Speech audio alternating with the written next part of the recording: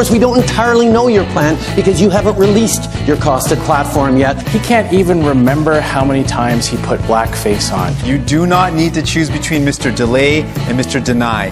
Transaction tax. Last night's political showdown turning into a chaotic flurry of attacks while the two frontrunners in the federal election campaign duked it out over climate policy, Indigenous issues and taxation.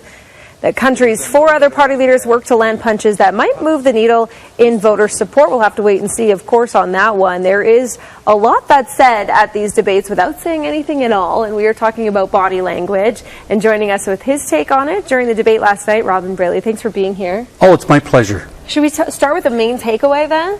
Well, first of all, body language is gestures, it's eye contact, facial expressions, smiles, how you stand, the tone of your voice. That all combines to either add to or detract from what the person is saying. When these leaders prepare for a debate like this, do they think about those things, or are they prepped this way as well? Oh, absolutely. Body language is a key component of any public speaking exercise, whether in a TV debate or not. And so they have been coached very much as far as body language is concerned. And well, the clip at the top of this interview here had Andrew Scheer and Justin Trudeau going at each other. What did you notice from them last night?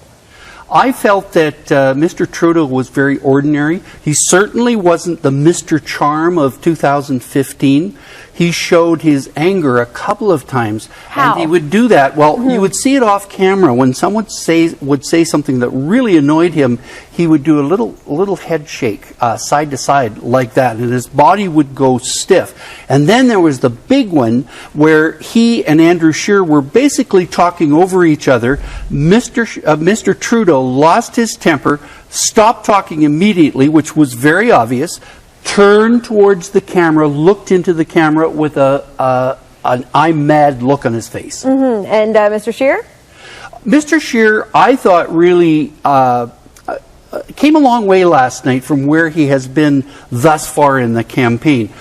He slowed down his speech.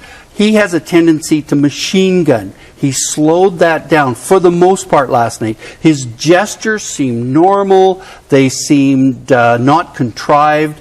And I felt he had, he attacked, which a lot of people have found that he hasn't done that, gone for the jugular. I felt he did that last night on 2 or 3 occasions.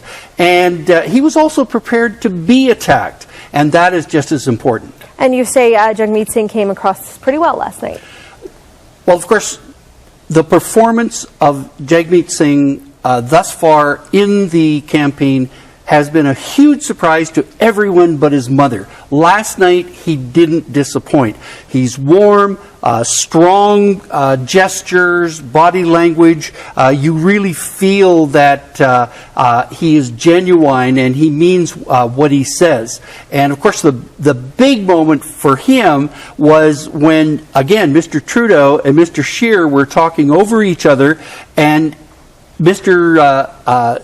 Singh looked directly into the camera and spoke to Canadians about Mr. Deny and Mr. Delay. That was a great moment, showed his sense of humor, but also his ability to think on his feet. And as we wrap up here, the other 3 leaders on stage as well. I noticed you said Elizabeth May did this, which means I surrender. She does that a lot. She tends to chop. She tends to tilt her head back. And kind of that causes her to look down, which can give an air of condescension. But when you lift up your hands like that, that's a sign of surrender, and she does that periodically. And Maxime Bernier? Maxime Bernier, I don't think, had a particularly outstanding debate, and his greatest challenge was not to smirk. And he would do that periodically, which again gave him a look of, I know better than you do. And any thoughts on the Bloc Québécois leader? Mr. Blanchette, of course, became very agitated and animated with anything to do with Quebec. Pipelines, Bill 21, he was just aggressive, and the physical message that he was sending, that he was really ready to fight. But when he was uncomfortable, he would lean back and with his head tilted back, which meant he was really he felt insecure and was on the defensive. Oh, Robyn, thank you so much for your insight on this side of the debate. I really appreciate it. Oh, no problem. My pleasure.